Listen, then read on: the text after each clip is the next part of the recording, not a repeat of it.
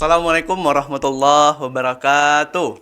Waalaikumsalam warahmatullahi wabarakatuh. Alhamdulillah, pertama-tama kita panjatkan puji syukur kita atas kehadiran Allah Subhanahu wa taala karena berkat limpahan rahmat, nikmat karunia dan inayahnya, alhamdulillah kita bisa diberikan banyak nikmatan sama Allah Subhanahu wa taala hingga pada hari ini. Lalu salat serta salam tidak lupa kemudian kita haturkan, tidak lupa kemudian kita panjatkan kepada qudwah hasanah suri toladan Nabiullah Nabi Muhammad sallallahu alaihi wasallam serta para kerabat, sahabat dan para pengikutnya yang kemudian selalu setia dan istiqomah berada di jalannya. Baik, kawan-kawan, ya, selamat datang pada para pendengar khususnya ya. Ini perdana banget ya di kami kawan-kawan BKM Yuntan. Insyaallah ini program kami namanya BKMI Untan Podcast. Nah, jadi kami mengajak ya seluruh kawan-kawan pendengar untuk bisa mendengarkan ya podcast-podcast yang kemudian diinisiasi sama kawan-kawan BKM Yuntan. Nah, dalam podcast kali ini kita bakal ngebahas beberapa isu-isu terkini, topik-topik yang luar biasa yang kemudian menguat di seluruh dunia. Nah, baik, tapi sebelum pada itu kita bakal ngebahas salah satu topik yang lagi hari ini kita sedang isu-isukan, yaitu tentang Kepalestinaan. Nah, sebelum dari itu izinkan saya ya, kita bakal diskusikan topik kita kali ini dengan pemateri kita, dengan narasumber kita yang luar biasa, penggiat luar biasa, yaitu bersama Ustadz Muhammad Irfan Abdul Aziz selaku penggiat Palestina. Ken, sebelum kita masuk kepada topik-topik diskusi kita pada hari ini, mungkin kita boleh kenalan dulu ya sama narasumber kita, sama pemateri kita yang luar biasa yang kita undang kali ini. Mungkin boleh kepada Ustadz Irfan memperkenalkan dirinya. Oh, ya. Baik, Bang Sami ya. Ya. Ya, terima kasih teman-teman BKMI yang telah mengundang dalam acara podcast ya. Nah, ini podcast perdana, mudah-mudahan menjadi permulaan yang baik. Ya. Saya mungkin izin memperkenalkan, saya ini orang Kalbar ya. Kalbar, saya KTP di Kapuas Hulu. Kemudian kami dulu lanjut sekolah menengah itu di pesantren, kemudian lanjut ke kampusnya di Islamabad, Pakistan. Dan dalam rentang itu kemudian kita berinteraksi dengan isu kepalestinaan, persoalan Palestina yang buat dunia Islam itu adalah persoalan utama, atau dalam bahasa Arabnya disebut qadhiyah markaziyah. Saya pernah mengikuti international conference ya untuk Palestina itu yang ke-9 dan ke-10 gitu ya, 9 dan 10. Itu di Istanbul, dan kemudian disitulah kemudian interaksi saya dengan teman-teman penggiat Palestina itu semakin erat ya gitu. Nah, kira-kira itu sebagai perkenalan ya latar saya berinteraksi dengan isu kepalestinaan. Kalau secara organisasi saya ikut mendirikan bersama kawan-kawan itu Himpunan Dai Muda Indonesia. HDMI ini adalah Himpunan Dai Muda yang pada mulanya kita ingin menghimpun para generasi muda yang kuliah di bidang agama tapi di luar negeri gitu ya. Saya juga aktif di Forum Lingkar Pena sebagai ketua harian 1 ya. Itu adalah forum kepenulisan ya, badan pengurus pusat saya di sana. Gitu. Mungkin itu Bang Sami. Oke, siap. Terima kasih Ustadz atas pengenalan profilnya. Nah, jadi itu profil singkat ya narasumber kita pada hari ini, seorang penggiat Palestina sesuai dengan topik narasumber kita topik pembahasan kita pada hari ini. Nah, sebelum kepada diskusi kita ya lebih lanjut, mungkin ada sedikit pembahasan ya sebelum kita masuk lebih dalam. Nah, jadi tadi kebetulan saya itu mencoba berselancar di beberapa media sosial. Nah, kebetulan banget. Sebenarnya kalau kita bahas isu Palestina ya, kalau kita bahas isu Palestina itu bukan isu musiman, tapi isu yang setiap hari. Cuman yang memang kita yang tidak bisa kita pribadi nih sebagai seorang manusia tidak bisa mengembangkannya. Nah, kebetulan tadi beberapa jam yang lalu, mungkin tadi pagi atau jam 9 atau jam 8 lah, saya mendengar kabar lagi Kalau di Palestina itu, kawan-kawan di Rafah itu sedang dibom. Nah, ini ada sedikit pertanyaan nih Ustadz. Kalau dari kita pribadi nih, kalau kita dari pribadi sebagai umat manusia yang ada hadir hari ini, kira-kira bisa ngasih bantuan apa sih Ustadz dengan kondisi yang terjadi di Palestina, khususnya di Rafah pada saat ini? Nah, kayak gitu. Gimana kira-kira Ustadz? Jadi gini, kalau soal bantuan ya, gini, kita harus paham juga. Oke. Ini kan yang terjadi di Palestina adalah penjajahan. Oke. Nanti kita bisa bicara tentang itu. Tapi saya ingin mendudukkan bahwa di pihak penjajah itu mereka juga bergotong royong gitu. Yeah. Mereka juga saling bantu membantu. Gitu. Nah, seperti apa sih pola bantuan di mereka? Ya, kalau kita mencermati itu ada beberapa riset ininya, datanya.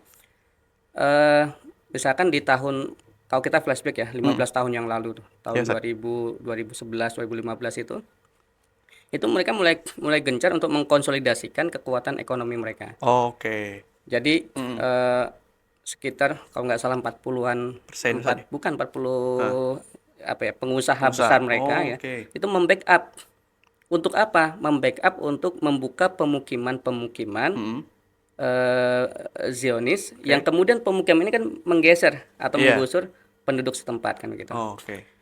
Belum lagi nanti bagaimana gerakan-gerakan di Eropa, di Amerika yang kemudian menghimpun bantuan ya. Kalau angkanya mungkin bisa kisaran setahun 300 juta dolar ya, US dollar gitu. Banyak ya saya. Nah, ini yang terjadi gitu. Artinya kalau itu yang terjadi di mereka, maka kalau ditanya apa sih yang harusnya kita lakukan? Ya kita melakukan setidaknya yang bisa mengimbangi itu. Gitu. Ya membantu dan mengkonsolidasikan potensi bantuan ekonomi dari umat Islam dan orang-orang peduli pada kemanusiaan, karena ini pada akhirnya yang dinistakan bukan hanya umat Islam gitu. Ada umat Nasrani juga dinistakan, umat Yahudi. Yahudi pun juga menjadi korban. Iya betul Ustaz, karena di Palestina sendiri ya memang bukan umat Islam saja Ustaz ya. Jadi itu cara pandang kita harus dibangun semacam itu dulu. Nah, adapun kemudian hal-hal yang mungkin belakangan terjadi, mereka kemudian menyerang bahkan di pintu perbatasan Rafah ya. Pintu perbatasan ini kan sebenarnya tadinya adalah itu kan hak dari pemerintahan Mesir gitu ya. Nah, kemudian diambil alih dan kemudian sekarang sulit kita untuk masuk gitu. Ketika masih dipegang Mesir juga sulit kita. Nah, ini kan jadi pertanyaan kita sebenarnya, kalau mereka bisa bahu membahu dalam proses penjajahan, maka kita menghadapinya dengan cara bahu membahu juga, mestinya begitu. Kesadaran sama-sama ya, baik di level masyarakatnya, kelompok antar kelompok, maupun di level para pemerintah di negeri-negeri Muslim kan begitu. Nah itu mestinya begitu. Jadi kayak gitu ya bantuannya. Nah mestinya jadi gitu, ya. Saya mau coba ngambil garis kesimpulan dulu Ustaz. Nah misalnya gini Ustaz, tadi kan para pengusaha itu kan berbondong-bondong memberikan pendanaan kepada Palestina, kepada Israel misalnya kan, untuk kemudian menjajahi di Palestina itu sendiri. Nah, gimana kalau kita sendiri sebagai umat yang ada saat ini yang punya kesadaran, gimana sih cara untuk kemudian kita bisa ngebantu kawan-kawan kita di Palestina itu sendiri gitu kan. Misalnya apakah dengan cara mungkin spesifikasinya dengan boykot dan lain sebagainya kayak gitu. Kayak gimana lah Ustaz? Gimana? Jadi tadi setelah kita memahami polanya seperti itu ya. Kemudian kan gini.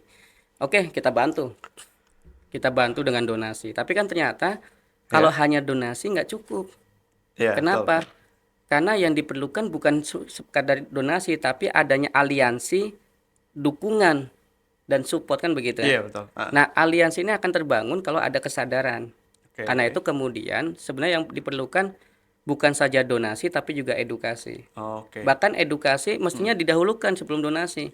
Karena kita ingin orang membantu Palestina bukan karena kasihan. Iya, betul. Betul, Ustaz. Karena ini repot gini. kadang kita membantu orang karena kasihan, sementara ada beda culture ya. Betul. Contohnya gini, Gimana tuh, kita ini kan kalau makan mie ayam udah kenyang gitu ya. Iya. Dan mie ayamnya pun mangkok kecil lagi kan. Iya. Mereka itu kalau makan itu menunya besar gitu kan. Nah kalau kita lihat yang semacam itu kan, kalau yang kita nggak paham, ini kan kita kita aja makan ayam susah gitu kan Iya, betul. gitu. Tapi kemudian apa namanya ya memang begitu, culture mereka begitu.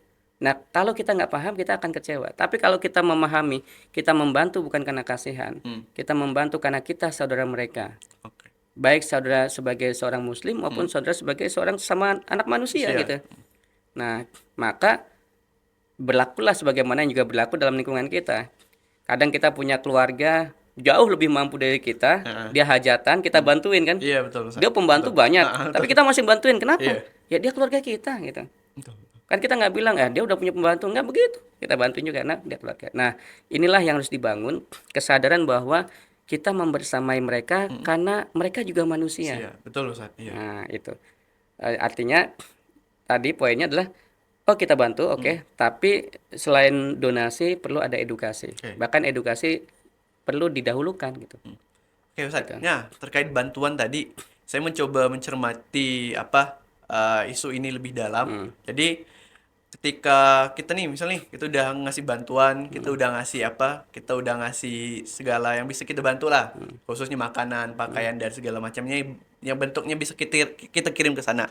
Tapi kadar Allah, Ustaz, kadar Allah itu tadi dihalang sama pemerintah Mesir, kemudian diblokade jalurnya dan sebagainya. Kalau kira-kira Ustadz sendiri, tanggapan Ustadz sendiri gimana lah sebagai seorang penggiat Palestina jadi memandang hal itu gitu? bahkan kalau yang sepekan ya terakhir ini setelah Rafah di mereka duduki juga, Betul. itu kan bukan saja pintu tidak dibuka, tetapi armada bantuan itu Nah, dihancurkan gitu. iya betul. Dijarah, dihancurkan kan, bahkan kita menyaksikan tuh ada bantuan dari Indonesia kan, Ya, Indomie atau Indomie, apa ya, ya, karena kita betul. lihat dari mereknya Nah, kan. yang mereka halang-halangi itu Ustadz ya? Iya bukan dihalang-halangi, diinjak-injak. malah. Ya, Nah, betul. ini kan gini, sebenarnya kalau melihat yang semacam ini sederhana aja. Ini soal hak kebutuhan pangan, iya. itu kan hak asasi manusia gitu.